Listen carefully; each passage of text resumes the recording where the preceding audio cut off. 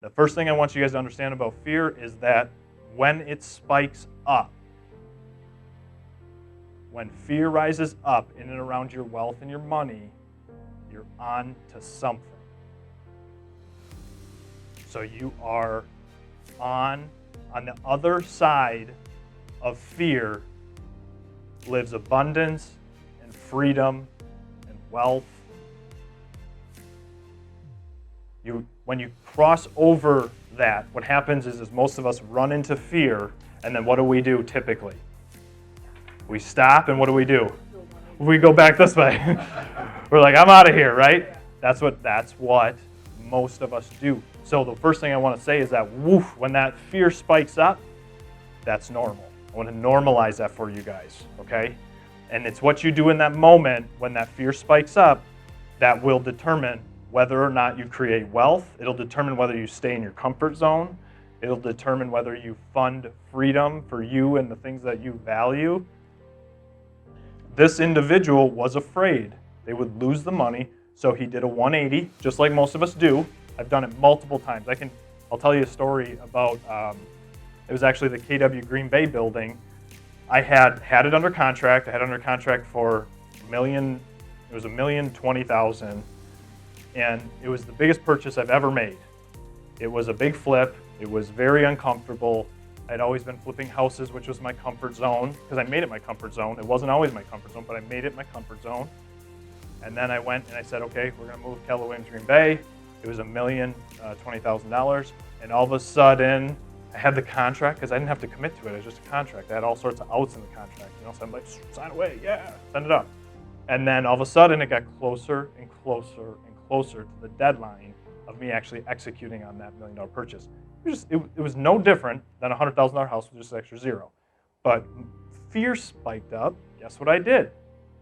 I turned around and I went back to where I was comfortable, saying, nope, we don't want to move. We don't want to move. And so I canceled the contract. And this is, you guys, this is a $2.5 million building. That's what it's worth today. I had it under contract for $1 million. It needed about $500,000 to $650,000 in renovations. So there's a lot of equity. So let's say I'm into it for 1.5. It was worth 2.5. It's worth 2.5 today. So there's a ton of equity in there. And I turned around and walked the other way from it because fear spiked up. With that fear, here's the lesson in that. So I had been investing and investing and investing and investing over time. But when that fear spiked up, I hadn't trained myself to be in that next level of fear for that next level of gain. And I turned around and went the other way. So here's what happened. Once all the dust settled, and I got to remove the emotion of fear because I was no longer tied to the contract, my logic brain kicked back in and said, you're an idiot. Why did you do that? Right? Logically, that makes no sense. So I went crawling back to the seller. And guess what he did? Guess what they did? They upped the price. They made me pay. Cost me $40,000 because I didn't have that relationship. Oh, he could have made me pay a lot more than that because it was still a really good deal. I would have paid a lot more than that.